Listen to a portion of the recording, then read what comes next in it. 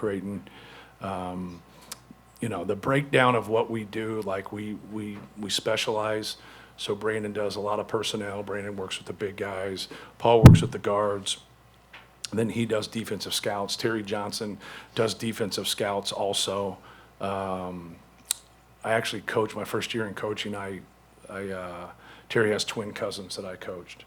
And so like everybody, you kind of have a connection. Then obviously being with Brad Stevens and Micah Shrewsbury and all the success that they had at Butler, and then being in our league at Ohio State.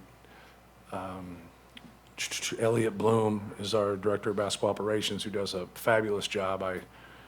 He asks me questions, but he really already has the answers. But he's fabulous in what he does. He just really understands things and has a balance. A lot of times in that position, someone will float a coach in there, and then they really don't want to do those type of things, right? And it just makes for not being very organized. But he's very, very organized and very intelligent, and he keeps us all in the right spots. But PJ Thompson and Sasha, obviously former players that are with us. PJ runs our offense. Sasha does specials, side out of bounds, and out of bounds plays. But both of those guys are very intelligent, very loyal guys, and they've done wonders for us. It really helps people that can run something that they physically have done themselves. That has really helped us. I don't like having different voices, and we used to. Like, you go to a timeout, and your coaches get together, and they confuse you more than they help you. You get like 3 or 4 different views, and it's just like, well, shit, we got 30 seconds here. Like, I was hoping you could help me and it didn't. So I specialize things like football. So like I have a guy who does the scout. They alternate scouts. I have a guy that does personnel. I have an offensive guy. I have out of bounds, side out of bounds, and specials into one package. And so that really, really helps. Our graduate managers, Jared Wilburn and Tommy Lewis, both played for us. And those guys work our guys out a lot. So they build relationships with them just like we do. But, I think it's important to have some people close to the player's age that they can relate to, especially when they want to vent. And but you can't have enough truth tellers on your staff. I think so many things happen in recruiting to where you got to sell to get somebody. Then they get there and it's not 100% or ideally the way you said it. And then you lose trust real quick. And I don't like that at all. So like I want those guys, and even if I'm not saying things that they like to hear, I'm just being honest with them and telling them like this is how it is, this is where it is. And then if you have a staff that is all on the same page, now it's healthy. It might not always be what they want, but you're just trying to be truthful with them and tell them, because if you're honest with guys through adversity, that's how you're going to grow. That's how your individual players are going to grow. That's how your team is going to grow.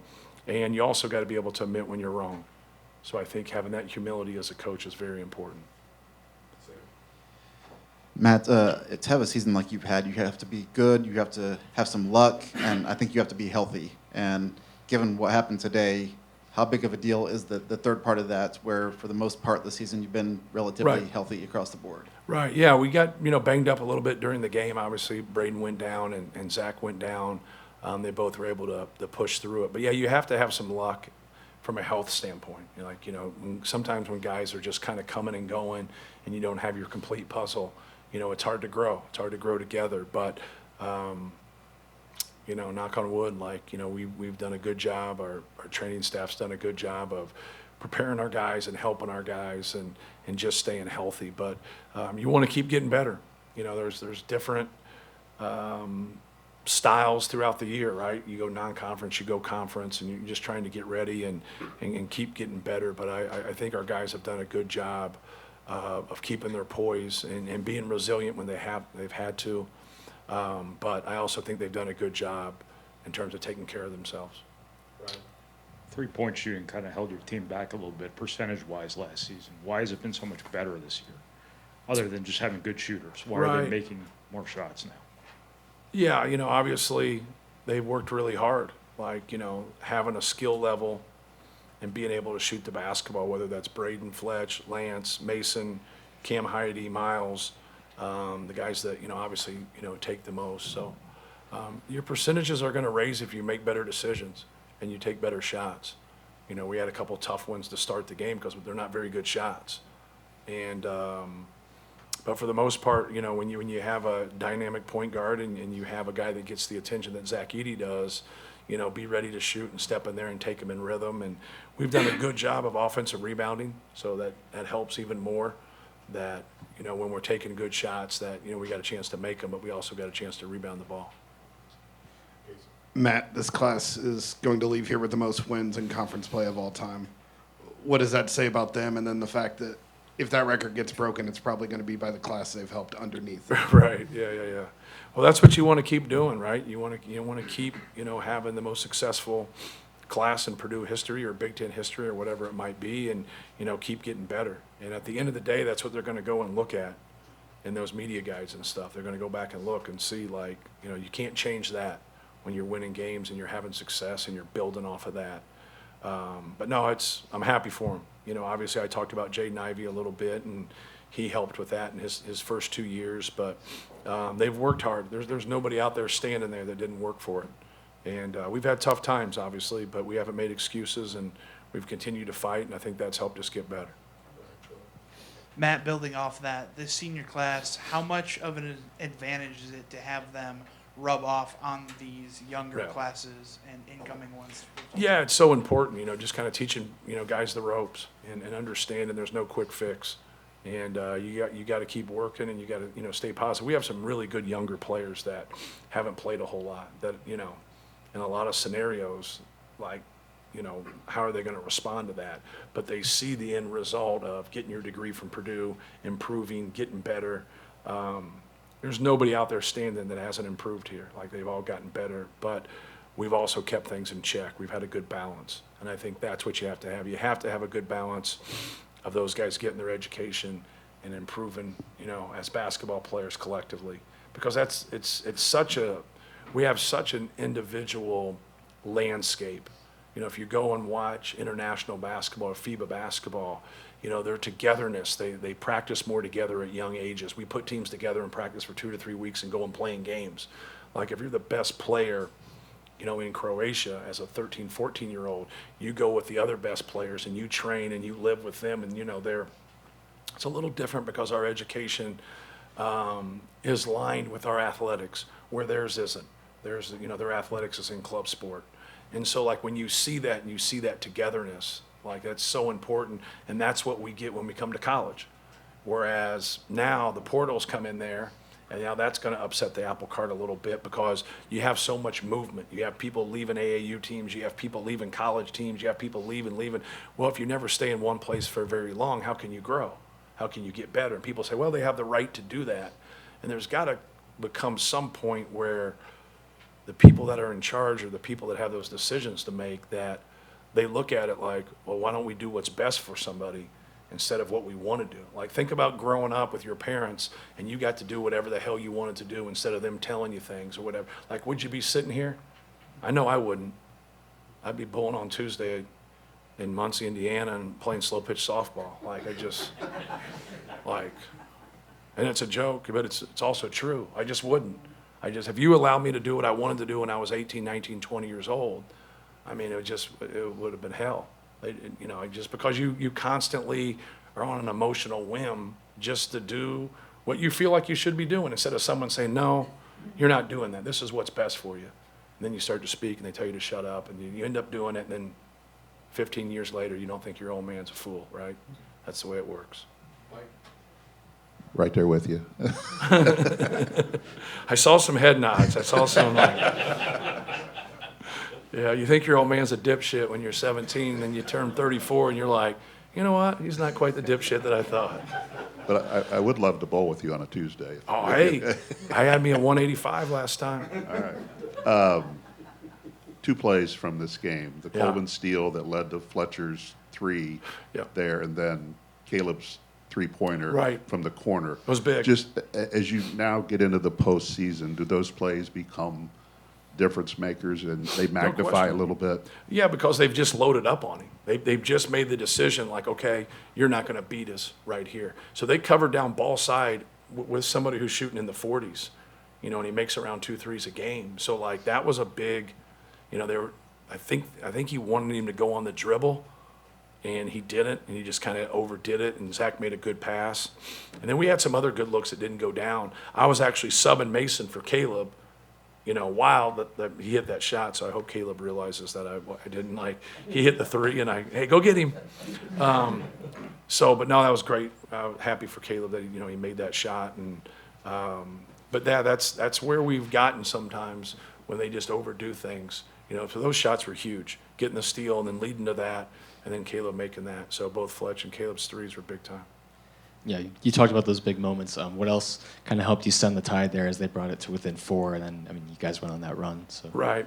Yeah, just, we had some turnovers, our numbers not, great there with 14, and we were just kind of casual with the basketball. But no, when they cut it, they did that, and we were able to make some shots, make some plays, and kind of settle down. And you can't extend your lead unless you're getting stops. And so, we had a sequence in there where we weren't getting any stops. They were living at the rim, and we decided to play a certain way against them and be one-on-one with Tyler Wall and Zach, and he made a couple nice plays. But Blackwell got away from us. I thought he made some really nice plays, and that was really hurting us. Tyler Wall was at the rim, but that was our decision, right? We made that decision, but I thought Blackwell made some really nice plays. He's a good player. His dad was a good player. Correct. Yeah, Wisconsin seemed to come in and play ultra physical today, and just how do you get your team to play through that and kind of not get frustrated with that added physicality? Yeah, that's just part of major college basketball. You got to be able to be physical without fouling, but you also got to embrace it. Don't look at it like it's anything different. Expect it.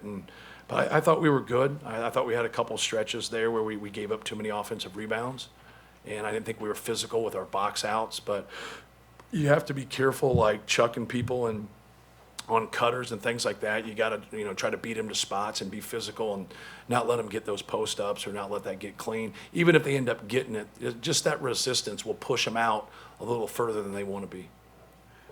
Matt, 10, 15 years from now, when you're thinking about Zach Edey, will there be one or two memories, either on the floor or off the floor, that you will think about? Well, the one memory is just, how far he's come. When you see those, they showed clips other day of each one of our guys. First basket at Purdue. And Zach Edey looks like a different person. The haircut, the body, just everything. Obviously he's 7'4", right? But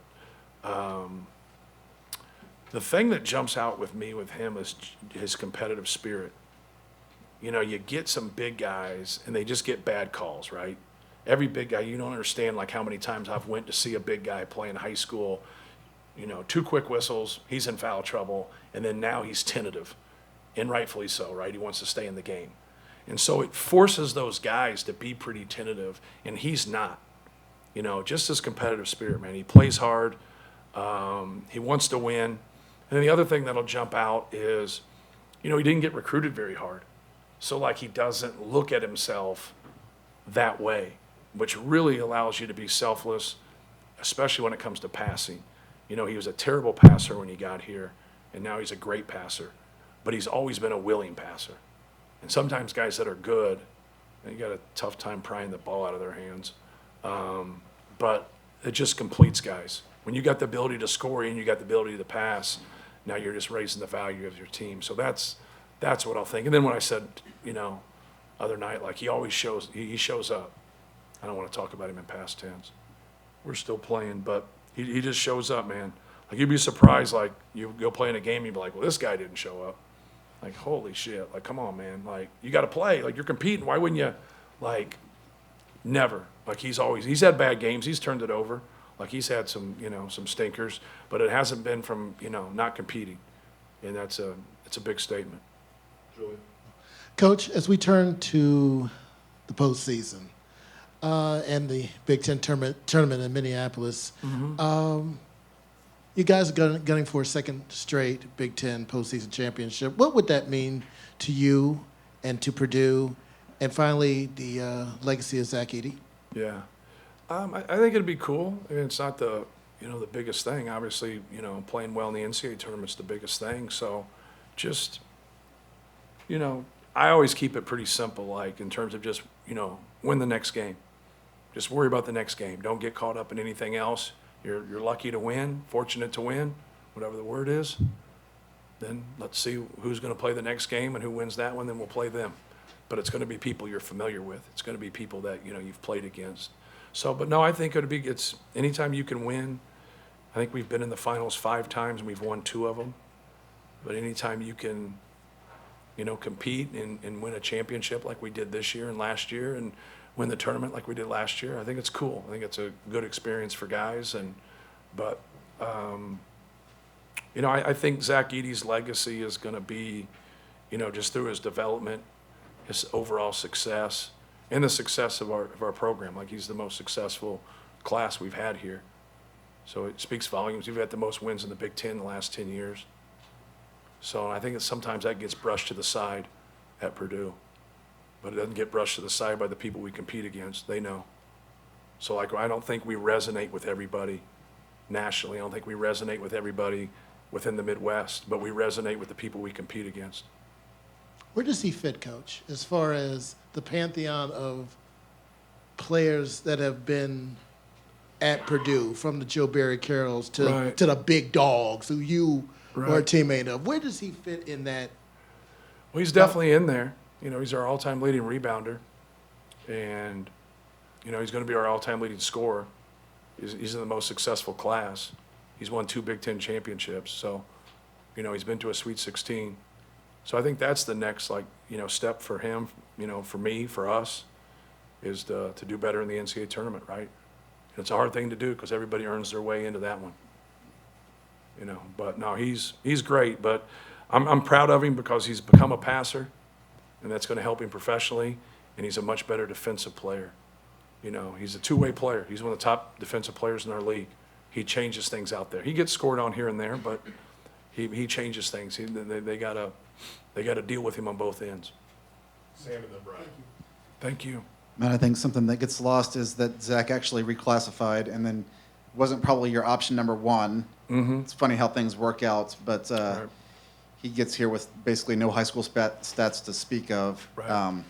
How much do you pinch yourself that, I know you guys developed him and he Right. had to buy in, but the way this worked out, you can have imagined, not recruiting that guy now looking back. Right. Yeah, when he reclassed, we had lost out on 2 guys. So the guys we lost out on was Hunter Dickinson and Ryan Kalkbrenner. Those were the 2 guys. But when Ryan and Hunter told us no, he hadn't reclassed yet. So he wasn't in that class. But that is his class. In Canada, everybody normally goes 5 years. So it's just normal. So when he made the shift from Canada to go to IMG, he's like, and he wasn't a player at the time. So he's like, I need more time. But then he started getting, some attention and with that. So, things turn out, it can go against you sometimes. You just think hey man, this guy here is the guy, right? And then you get him and he's not the guy. Then you take somebody and you're like, I'm not sure. And then they end up being a pretty good player. So if you just keep working hard, and because you're going to make mistakes in recruiting, and then you're going to, get a gym like that, and it's just one of those deals where you just got to keep working at it. And, if it works out, great. If it doesn't, and you got to obviously make better, more good decisions than bad decisions, right?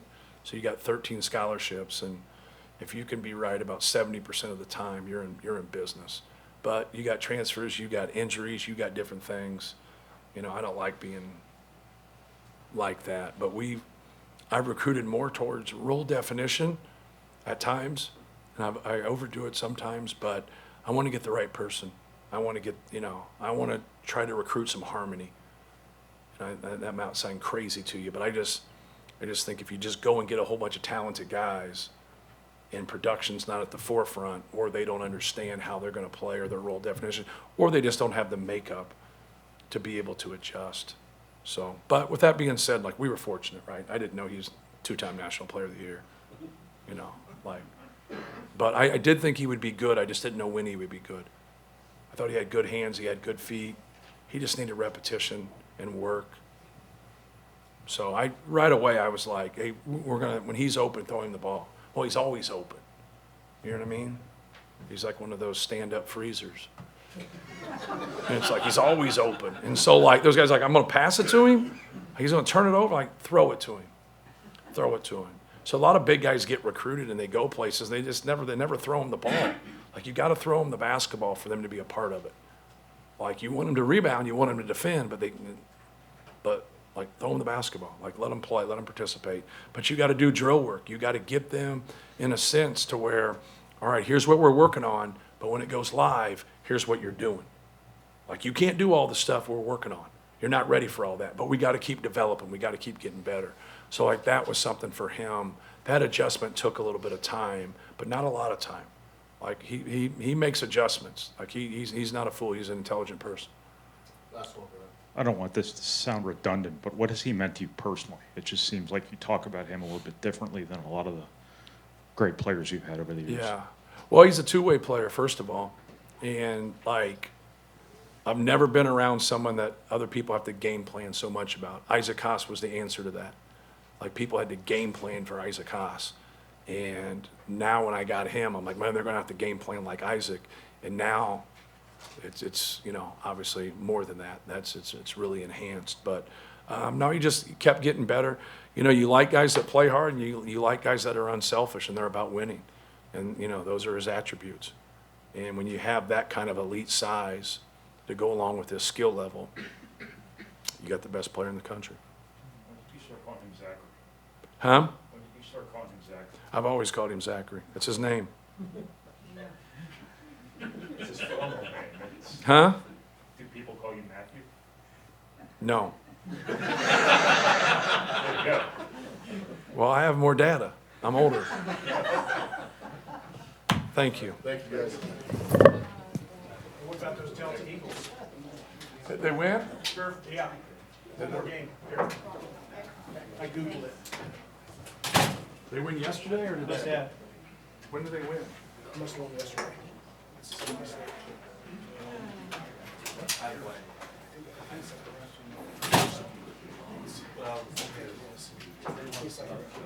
So they win one more than the state championship? Well, hot damn.